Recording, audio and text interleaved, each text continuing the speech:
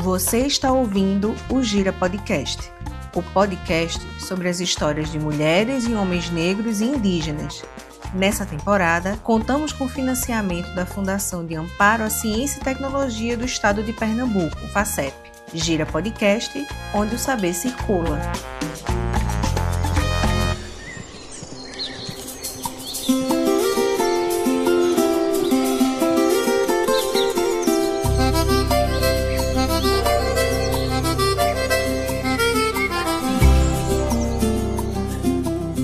Domingos Ramos Pacó, ou simplesmente Domingos Pacó, foi um professor indígena que nasceu na década de 1860, no atual estado de Minas Gerais. Atuou parte de sua vida como docente em um aldeamento, estando sua trajetória de vida intrinsecamente ligada à formação daquele espaço.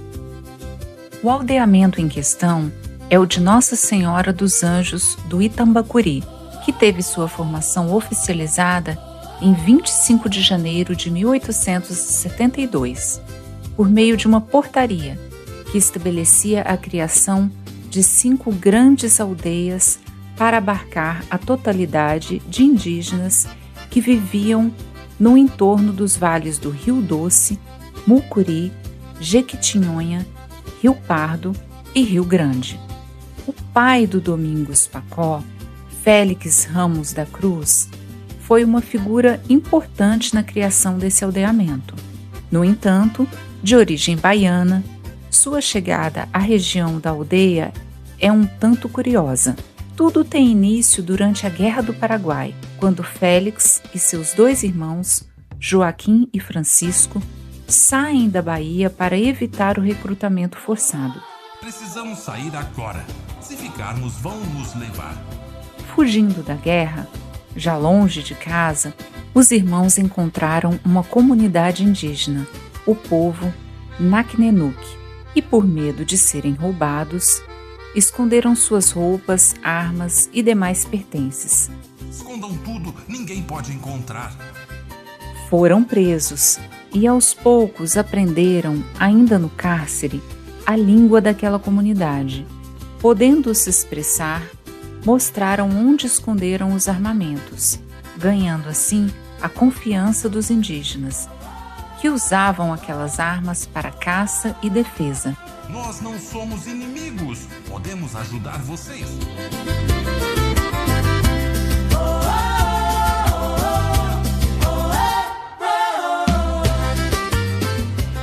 Da amizade entre os irmãos Ramos da Cruz e os líderes indígenas, surgiu um casamento, que foi o de Félix com a indígena Umbelina, filha do principal Powoc, um importante líder indígena que, segundo a pesquisadora Isabel Missagia de Matos, sob o comando de Powoc, assentava-se um vasto território configurado por meio de uma rede de alianças entre diversos grupos indígenas Borum, como os Krakatã, os Mucuri e os Nhanhã. Este foi o primeiro casamento que ocorreu após a criação do aldeamento, e o jovem indígena Domingos Pacó já contava com 5 anos de idade aqui, sendo o primogênito de uma longa linhagem. Nos anos seguintes, Félix atuou como língua, uma espécie de tradutor, intermediando as negociações entre os indígenas e os não indígenas. O aldeamento tomou grandes proporções, sendo administrado por frades capuchinhos italianos, chegou a conter incríveis 42 engenhos movidos a bois.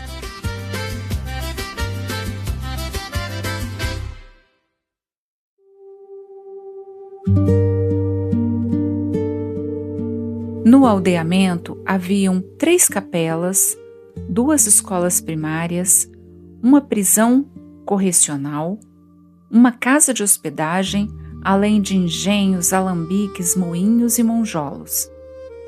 A quinta, com árvores frutíferas e pés de cacau e café, todos em fase de produção, eram ladeados pela casa dos missionários e as pastagens verdejantes para alimentar o gado e demais animais também eram incluídos na listagem dos edifícios.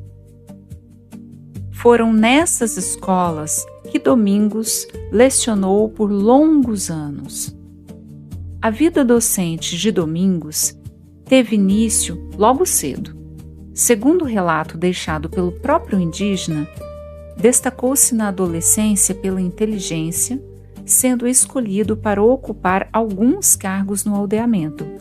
O primeiro deles foi sacristão, não tardando para ser alçado a secretário econômico e professor bilíngue. Foi contratado pelo governo provincial quando tinha apenas 14 anos de idade, lecionando as primeiras letras na aldeia por 19 anos, até 1901, quando foi demitido de seu posto e colocado em seu lugar um homem branco, casado com uma indígena.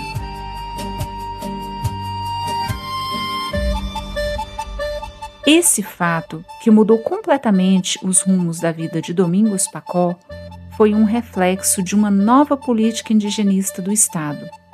Um Estado agora republicano, onde não eram reconhecidas as diferenças culturais dos povos indígenas e buscava-se uma integração, uma espécie de modernização da população. Após esse episódio, Domingos se afastou do aldeamento, se isolando em meio às matas, buscando, segundo ele próprio, sinais de Nossa Senhora. Minha Senhora, se ainda escuta este povo esquecido, mostra-me um sinal. Eu caminhei entre eles, ensinei, vivi, e agora me tiraram tudo. Se há um caminho, me guia. Se há justiça, me revela. Anos mais tarde, o indígena voltou a lecionar, não mais no aldeamento, mas em fazendas daquela região. Domingos Ramos Pacó faleceu em junho de 1935, deixando diversos descendentes que hoje compõem o povo indígena Mocurim, reconhecido pelos órgãos governamentais e que ocupam uma localidade conhecida como Córrego do Pezinho, na cidade de Campanário, em Minas Gerais. Para além disso, o professor deixou um longo documento, um trabalho de denúncia àquela política governamental e à administração do antigo aldeamento. O documento em questão é um relato escrito em 1918, narrando o processo de formação do aldeamento, destacando sua importância para a manutenção da cultura daquele povo e denunciando a má administração capuchinha, além das novas políticas promovidas pelo governo republicano.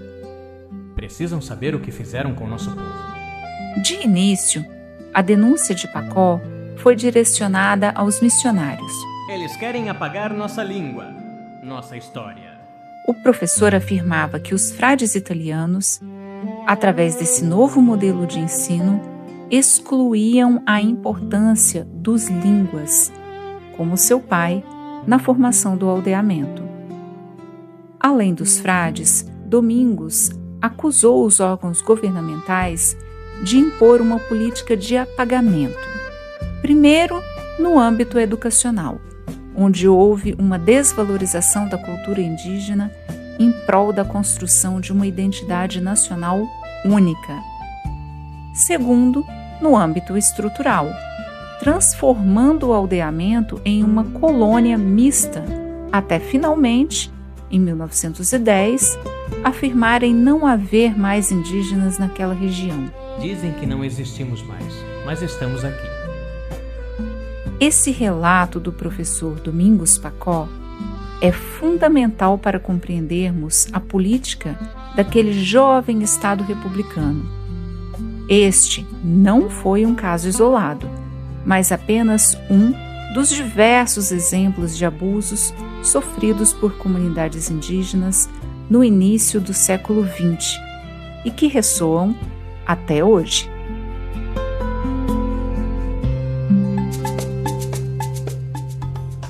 Quer saber mais sobre os nossos personagens? Segue a gente no Instagram, no @girapodcast. Produção e roteiro, Karina Moreira Ribeiro da Silva Melo, Júlio César Barbosa de Melo e Felipe Tavares. Locução, Karina Moreira Ribeiro da Silva Melo. Efeitos sonoros, Júlio César Barbosa de Melo. Na técnica, Alma Gesto Produtora. O Gira Podcast é um projeto financiado pela Fundação de Amparo à Ciência e Tecnologia do Estado de Pernambuco, FACEP.